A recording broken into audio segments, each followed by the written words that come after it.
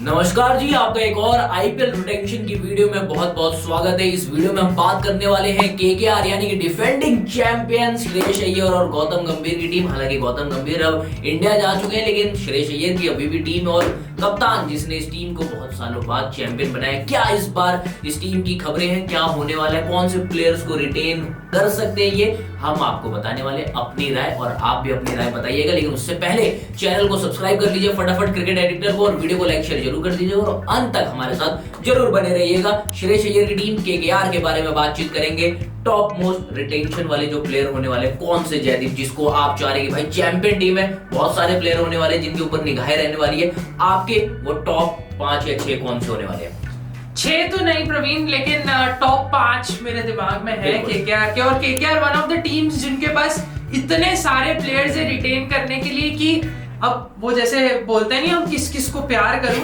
इनके लिए किस किस को रिटेन करूं। और हर किसी को तो आप प्यार कर नहीं सकते, इसलिए हर किसी को आप रिटेन भी कर नहीं पाएंगे।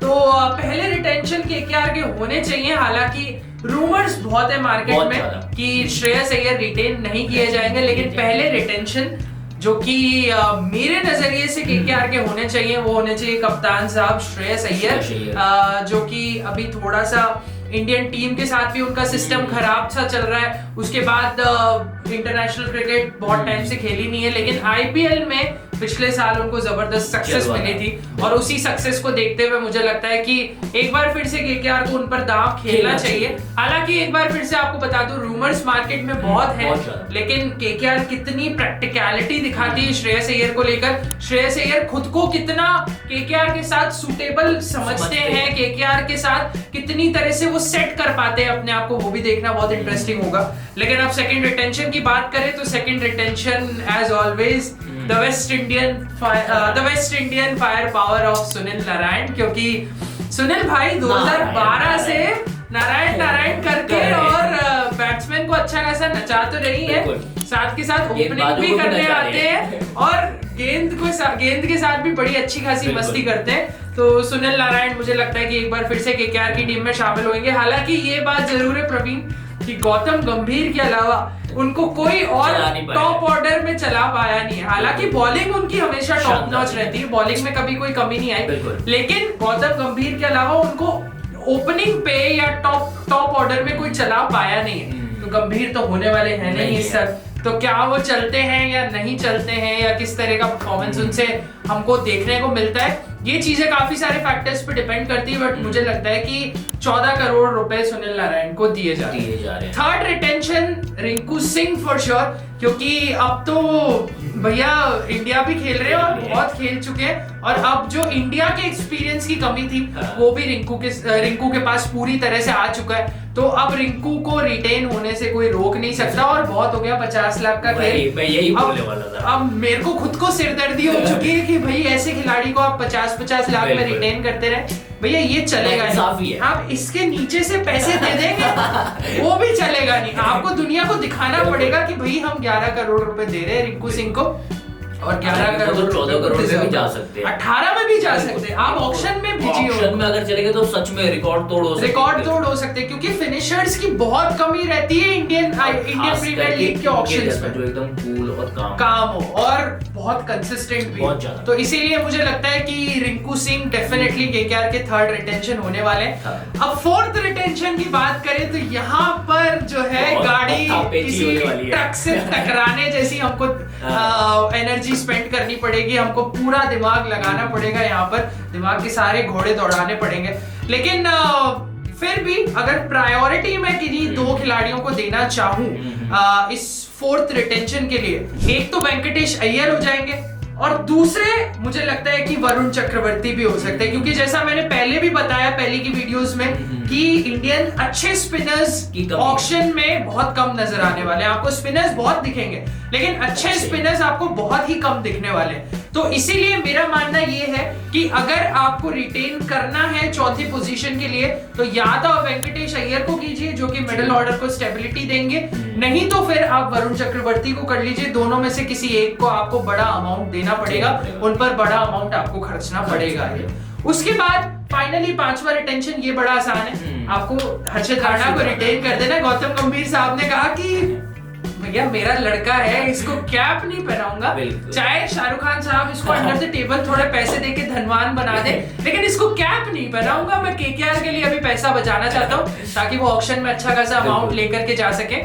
और इन 5 प्लेयर्स को रिटेन करने के बाद केकेआर कुल मिलाकर के 69 सीआर का खर्चा करने वाला है और उनके पास एक डिसेंट सम बच जाएगा ऑक्शन से अच्छे प्लेयर्स खरीदने के लिए। और ये भी बात ना भूलें कि ये जो 5 खिलाड़ी वो केकेआर का कोर होने वाले हैं और केकेआर का कोर अगर केकेआर रिटेन कर लेती तो फिर जितना मर्जी पैसा बचे टीम वो अच्छी बना ही लेंगे। और यहाँ पर ये भी बात भूलनी नहीं चाहिए कि एक आरटीएम कार्ड बचेगा जिसको KKR Phil Salt, Venkatesh Iyer या फिर वरुण चक्रवर्ती में से जिसको रिटेन नहीं करती है उस पर, या फिर रमनदीप भी एक बहुत अच्छा ऑप्शन नजर आते हैं। हालांकि वो रिटेन भी हो सकते थे लेकिन जैसा मैंने कहा केकेआर के पास बहुत सारे ऑप्शंस है रिटेंशंस के लिए, तो इसीलिए मुश्किल लगता है। और ऑब्वियसली मिशेल स्टार्क पर भी मैं उसी पे बात करने वाला था कि आंद्रे रसल भी है, एंड्रे रसल और मिशेल स्टार्क, इन सब प्लेयर्स पर खेला जा सकता है आरटीएम का कार्ड। इनको रिटेन मैं इसलिए नहीं कर रहा हूं क्योंकि जो प्राइस केकेआर इनको ऑफर करेगा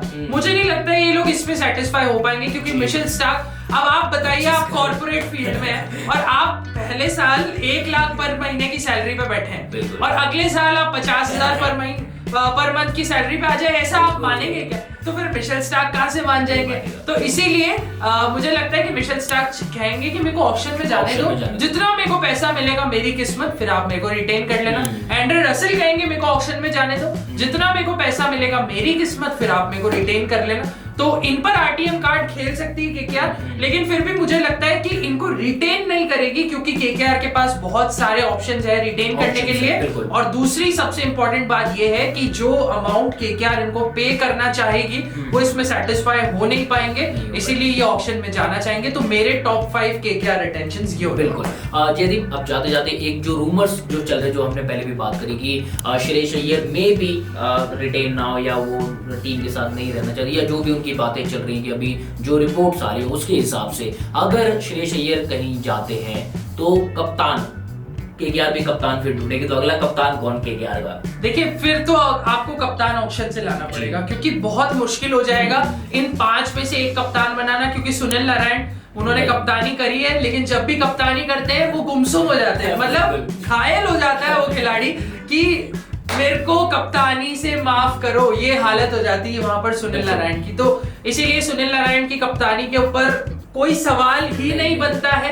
उसके बाद जो हमारे रिंकू सिंह है, रिंकू सिंह को आप खेलने दीजिए, अच्छे खिलाड़ी हैं, कप्तानी का बर्डन ना डालिए उनके ऊपर। उसके बाद तीसरा जो मैंने रिटेंशन बताया था, केकेआर अगर श्रेयस को नहीं करती तो वेंकटेश या वरुण कप्तानी का कोई सवाल नहीं बनता। वेंकटेश शायद एक ऑप्शन हो सकते हैं कप्तानी के लिए, लेकिन मुझे उन पर भी नहीं लगता कि उनको भी कंसीडर करना चाहिए केकेआर को, क्योंकि अभी भी बहुत सारे रास्ते हैं आपके पास वेंकटेश अय्यर के अलावा।